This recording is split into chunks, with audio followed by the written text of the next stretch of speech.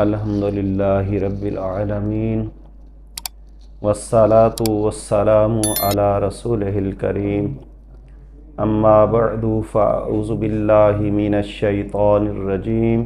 بسم اللہ الرحمن الرحیم وَلَنَبْلُوَنَّكُمْ بِشَيْءٍ مِّنَ الْخَوْفِ وَالْجُوعِ وَنَقْصٍ مِّنَ الْأَمْوَالِ وَالْأَنفُسِ وَالثَّمَرَاتِ وَبَشِّرِ الصَّابِرِينَ صدق اللہ العظیم۔ اللہ جل جلالہ و اعظم شانہ نے اپنے لا ریب کلام یعنی قرآن مجید میں دوسرے پارے کی سورہ البقرہ کی آیت نمبر 155 میں ارشاد فرمایا۔ ہم ترجمہ برکت کے لیے سن لیتے ہیں کہ اللہ کریم فرماتا ہے کہ ہم ضرور تمہیں آزمائیں گے، کبھی خوف دے کے، کبھی بھوک دے کے، اور کبھی جانوں مالوں اور پھلوں میں نقصان دے کے، اور پھر جو صبر کرے گا اس کے لیے بشارت ہے۔ تو آج کے یہ مختصر سے درس میں ہم یہ جو بندہ بیمار ہو جاتا ہے، کوئی تکلیف آ جاتی ہے، کوئی اذیت پہنچتی ہے، تو بندہ بسا اوقات پریشان ہو جاتا ہے، تو ہم اس کے بارے میں کچھ عرض کریں گے تو تاکہ بندہ اپنے آپ کو کوئی سنبھالا دے سکے کہ اگر میں یہ بات کروں کہ یہ بھی ایک طرح سے یہ بھی اللہ کی طرف سے ایک نعمت ہے، تو یہ کوئی بے جا بات نہیں ہوگی۔ جس طرح دیکھیں، پہلی بات تو یہ کہ اللہ اپنے بندوں کو آزماتا ہے۔ تو کئی بار یہ ہوتا ہے کہ بندے کے گناہوں کی شامت کی وجہ سے بھی ایسا ہوتا ہے، اور کئی بار یہ بندے کی آزمائش ہوتی ہے۔ جس طرح دیکھیں کہ اللہ کے جو پیارے ہیں انبیاء علیہ السلام، ان کو بہت زیادہ آزمائشیں آئیں، تو جس طرح نبی کریم صلی اللہ علیہ وآلہ وسلم سے پوچھا گیا کہ یا رسول اللہ صلی اللہ علیہ وسلم سب سے زیادہ دکھ تکلیف کن کو پہنچے ہیں، تو آپ نے فرمایا انبیاء کرام کو، اور پھر فرمایا میں سب سے زیادہ میں خود ستایا گیا ہوں۔ تو اس لیے انبیاء کرام کی تو آزمائش ہوگی، تو ہم جیسوں کی بسا اوقات آزمائش ہوتی ہے، بسا اوقات گناہوں کی وجہ سے شامت ہوتی ہے، گناہوں کی شامت ہوتی ہے۔ تو یہ کیسے پتہ چلے؟ تو یہ حضرت علی کرم اللہ وجہہ الکریم امیر المومنین، آپ سے پوچھا گیا کہ یا امیر المومنین یہ کیسے پتہ چلے کہ یہ ہماری آزمائش ہے یا پھر یہ ہمارے گناہوں کی شامت ہے؟ تو آپ نے بڑا ہی پیارا جواب ارشاد فرمایا۔ آپ نے فرمایا کہ اس تکلیف آنے کے بعد، دکھ پہنچنے کے بعد اگر بندہ اللہ سے دور ہو جائے تو سمجھو کہ یہ اس کے گناہوں کی شامت ہے، اور اگر اللہ کے قریب ہو جائے، یعنی پہلے نمازی نہیں تھا اب نماز پڑھنا شروع کر دے، پہلے وہ اتنا وظائف وغیرہ نہیں کرتا تھا تو اب کرنا شروع کر دے، اللہ کے قریب ہو جائے تو سمجھو یہ اس کی آزمائش ہے۔ تو اس لیے عام طور پہ بھی دیکھیں نا، یہ بیماری اس اعتبار سے نعمت ہے کہ اکثر ایسا ہوتا ہے کہ جب بندہ پریشان ہوتا ہے، کوئی دکھ تکلیف، کوئی اذیت پہنچتی ہے، تو عام اوقات کے بنسبت ان دنوں میں بندہ اللہ کو زیادہ یاد کرنا شروع کر دیتا ہے، اور پھر تسبیح و تحلیل کرتا ہے، توبہ استغفار کرتا ہے۔ تو اس اعتبار سے بھی، اور پھر یہ اگر بندہ ان حالات میں، یہ نبی کریم صلی اللہ علیہ وسلم کا فرمان عالی شان ہے کہ بخاری اور مسلم میں حضرت ابی ہریرہ اور حضرت ابو سعید رضی اللہ تعالی عنہما سے روایت ہے کہ آپ فرماتے ہیں کہ کوئی مسلمان جس کو کوئی تکلیف، غم، اذیت پہنچتی ہے، تو یہاں تک کہ وہ اس کو کوئی کانٹا چبھے تو اس کے بدلے میں اللہ اس کے گناہوں کو بخش دیتا ہے۔ تو دیکھیں اس اعتبار سے بھی یہ ہمارے لیے یہ نعمت ہوئی کہ اللہ ہمارے گناہوں کو بخش دیتا ہے۔ اور پھر اسی طرح مسلم میں حضرت جابر رضی اللہ عنہ سے روایت ہے کہ آپ نبی کریم صلی اللہ علیہ وسلم، آپ ام صائب آپ کے پاس تشریف لے گئے، تو وہ بخار کی وجہ سے کانپ رہی تھی، تو آپ نے فرمایا یہ کیا ہوا، بخار ہو گیا، اور انہوں نے بخار کے بارے میں کوئی یعنی نامناسب بات کی کہ اللہ اس کے میں برکت نہ ڈالے، تو اس طرح کر کے تو نبی کی نے فرمایا کہ بخار کو برا نہیں کہتے، کیونکہ اگر بخار ہوگا تو بندہ صبر کرے تو پھر اللہ اس کے گناہ معاف فرما دیتا ہے۔ تو یہ بھی مفہوم ملتا ہے کہ اگر اس بیماری میں وہ صبر اور شکر کرے، کوئی ایسا کلمہ نہ کرے، کہے اپنی زبان سے جو ناشکری والا ہو، تو اگر فوت ہو جائے گا تو اس کو اللہ اپنے فضل سے شہادت کی موت کا ثواب عطا فرمائے گا۔ تو اسی طرح بخاری میں حضرت انس رضی اللہ عنہ سے روایت ہے کہ نبی کریم صلی اللہ علیہ وسلم فرمایا کہ اللہ تعالیٰ جب اپنے بندے کسی کی آنکھیں لے لیتا ہے تو پھر وہ صبر کرتا ہے تو اللہ تعالیٰ اس کے بدلے میں اس کو جنت عطا فرما دیتا ہے۔ تو یہ بھی دیکھیں، اس سے بھی ثابت ہوا کہ یہ تکلیف آ جانا یہ اللہ کی طرف سے ایک اعتبار سے یہ نعمت بھی ہے۔ بخاری اور مسلم میں، ابو داود میں، ابن ماجہ میں، ان تمام احادیث مبارکہ میں حضرت ابی ہریرہ رضی اللہ عنہ سے روایت ہے کہ مسلمان پہ 5 حقوق ہیں۔ ان میں سے پہلا حق یہ کہ جب کوئی مسلمان سلام کرے تو اس کا جواب دے۔ تو اس میں جب سلام کے بارے میں علیحدہ ہم بات کریں گے تو تفصیل سے کریں گے، تو یہاں یہ صرف عرض کر دوں کہ جب کوئی سلام کرے تو جواب دینا یہ بندے کے لیے واجب ہو جاتا ہے، یا تو انہی الفاظ کے ساتھ جواب دے، تو افضل یہ ہے کہ ان سے اعلیٰ الفاظ میں، وہ انہی الفاظ میں کیسے اور اعلیٰ کیسے،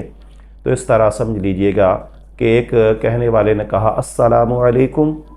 تو سننے والا کہتا ہے وعلیکم السلام، یہ تو اسی کی مقدار ہو گئے جتنے اس نے لفظ جمع یہ استعمال کیے، اس نے بھی اسی طرح کیے۔ اس سے افضل یا اعلیٰ کیا ہے کہ کہنے والا کہتا ہے السلام علیکم ورحمۃ اللہ، السلام علیکم صرف کہے، سننے والا وعلیکم السلام ورحمۃ اللہ، اور اگر کہنے والا کہتا ہے السلام علیکم ورحمۃ اللہ تو سننے والا کہے وعلیکم السلام ورحمۃ اللہ وبرکاتہ۔ تو بات یہ ہو رہی تھی کہ یہ مسلمان کے حقوق، جو مسلمان پہلا حق یہ کہ سلام کا جواب دے، دوسرا حق یہ ہے کہ وہ مریض کی عیادت کرے، یعنی کوئی مسلمان وہ اگر بیمار ہے، کسی وجہ سے وہ پریشان ہے، دکھ تکلیف میں ہے، تو بندہ اس کی عیادت کرے، بیمار پرسی کرے۔ تو یہ تیسرا حق یہ ہے کہ جب کوئی مسلمان فوت آئے تو اس کے جنازے کے ساتھ جائے، یعنی اس کا جنازہ پڑھے۔ اور چوتھا حق یہ ہے کہ جب مسلمان کوئی دعوت دے تو اس کی دعوت کو قبول کرنا چاہیے۔ تو یہ بھی سنیں کہ جب کوئی بندہ دعوت دے تو دعوت قبول کرنی چاہیے۔ تو یہ اس مسلمان کا پہ جو حق ہے ان میں یہ بھی ہے۔ اور پانچواں حق یہ ہے کہ جب مسلمان کسی کو چھینک آئے تو سننے والا اس کا جواب دے، یعنی جس کو آئے وہ کہے الحمدللہ تو سننے والا کہے یرحمک اللہ۔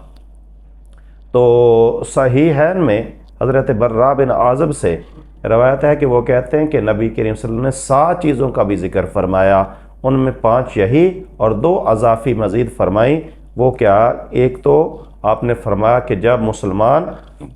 قسم اٹھا لیتا ہے تو وہ کسی کے بارے میں قسم اس کو پوری کرے۔ تو اس میں بھی آگے تفصیل ہے قسم میں، تو پوری کرنے کے بارے میں تھوڑا سا عرض کر دیتا ہوں کہ اگر کوئی قسم بندہ شریعت کے خلاف اٹھاتا ہے تو اس کے بارے میں علیحدہ سے حکم ہے کہ وہ قسم پوری نہ کرے بلکہ قسم توڑ دے،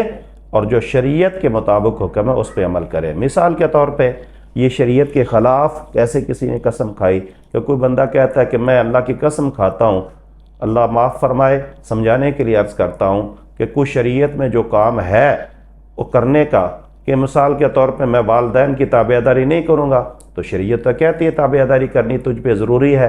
تو اب اگر ایسے یا والدین کو اپنے میں گھر میں نہیں لے رکھوں گا تو یہ قسم اس نے اٹھا لی، تو شریعت کہتی ہے اگر ایسی شریعت کے خلاف اس نے قسم اٹھائی ہے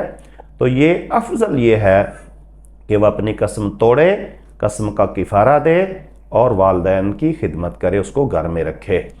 تو یہ قسم کا کفارہ بھی سن لیتے ہیں کہ قرآن مجید میں تو ہے کہ غلام آزاد کرے، کیونکہ غلام کا تو اب تصور ختم ہو گیا، باقی رہ گیا کہ وہ 10 مسکینوں کو کپڑے لے کے دے اگر اس کی پوزیشن مالی پوزیشن اچھی ہے، اگر اس سے لو ہے پوزیشن تو پھر 10 مسکینوں کو کھانا کھلائے، اگر اس سے بھی اس کی پوزیشن لو ہے تو پھر وہ خود 3 روزے رکھے۔ یہ قسم توڑنے کا کفارہ ہے، یعنی وہ اگر شریعت کے مطابق ہے تو قسم پوری کرے، اگر شریعت کے خلاف ہے تو قسم توڑ دے اور اس کا کفارہ ادا کرے۔ اور 7واں حق یہ ہے مسلمان کا مسلمان پہ کہ مظلوم کی مدد کرے، یعنی اگر کوئی اس کے سامنے کسی پہ کوئی ظلم ہو رہا ہے تو جس طرح دیکھیں نا حدیث شریف علیحدہ سے جس کا مفہوم ہے کہ اگر تم کہیں ناجائز کام دیکھتے ہو شریعت کے خلاف جو ہے تو اگر ہاتھ سے روکنے کی تمہارے پاس استطاعت ہے، طاقت ہے تو اس سے ہاتھ سے روکو، اگر نہیں تو زبان سے، اگر زبان سے بھی نہیں کہہ سکتے تو تیسرا درجہ جو ہے، تیسرا معیار جو ہے وہ ہے دل میں اس کو برا تصور کرو، اور یہ ایمان کا ادنا درجہ ہے۔ تو اس طرح یہ 7 حق ہیں مسلمان کے مسلمان پہ۔ مسلم شریف میں حضرت ابی ہریرہ رضی اللہ عنہ سے روایت ہے کہ نبی کریم صلی اللہ علیہ وسلم فرمایا کہ قیامت کے دن اللہ تعالیٰ فرمائے گا اے ابن آدم، میں بیمار ہوا تو تو نے میری بیمار پرسی نہیں کی، عیادت ہی نہیں کی، تو وہ بندہ کہے گا کہ اے مولا تو رب العالمین ہے، تو نعوذ باللہ ایسا ہو ہی نہیں سکتا کہ تو بیمار ہو تیری عیادت کی جاتی۔ تو اللہ فرماتا ہے کہ فلاں مسلمان بیمار ہوا تو تو نے اس کی عیادت نہیں کی، اگر جاتا عیادت کے لیے تو وہاں مجھے پاتا۔ اسی طرح پانی کے بارے میں ہے، کھانے کے بارے میں ہے، تو اس لیے یہ کسی غریب کو کھانا کھلانا ایسے ہی ہے، یعنی اس کا ثواب اللہ کی بارگاہ سے ہمیں ملے گا۔ اگر ہم کسی پیاسے کو پانی پلاتے ہیں تو اس کا ثواب کل قیامت کے دن ہمیں ملے گا۔ تو اس لیے اور پھر آگے دیکھیے کہ جب کوئی بندہ، یعنی ترمذی اور ابن ماجہ میں حضرت ابی ہریرہ سے روایت ہے کہ جب کوئی بندہ عیادت کے لیے کسی کے لیے جاتا ہے نا تو آسمان سے ندا آتی ہے کہ تو نے اپنے لیے جنت میں اپنی منزل بنا لی، اپنا ٹھکانہ بنا لیا۔ تو اس طرح یہ بھی حکم ہے کہ ابن ماجہ میں حضرت عمر رضی اللہ عنہ سے روایت ہے کہ جب کوئی تم مریض کے پاس جاؤ تو اسے اپنے لیے دعا کے لیے کہو، اسے اپنے کیوں؟ ساتھ فرمایا کہ مریض کی دعا فرشتوں کی مانند ہے، تو جب مریض کے پاس جاؤ تو اسے کہو اپنے لیے دعا کرنے کے لیے۔ اور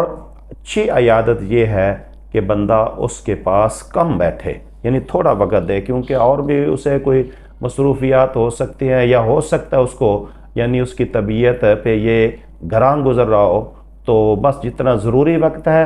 اس کی تیماردار، یہ نہ کہے کہ بندہ جائے اور سب وہ آگے پیچھے کی باتیں چھیڑ کے بیٹھ جائے۔ وہ بندہ مریض جو ہے اس نے آرام کرنا ہو یا دوائی کھانی ہو یا کوئی اور، تو اس لیے افضل عیادت یہ ہے کہ وہ جائے اور پورا تھوڑا سا وقت لگائے اور وہاں سے واپس چلا آئے۔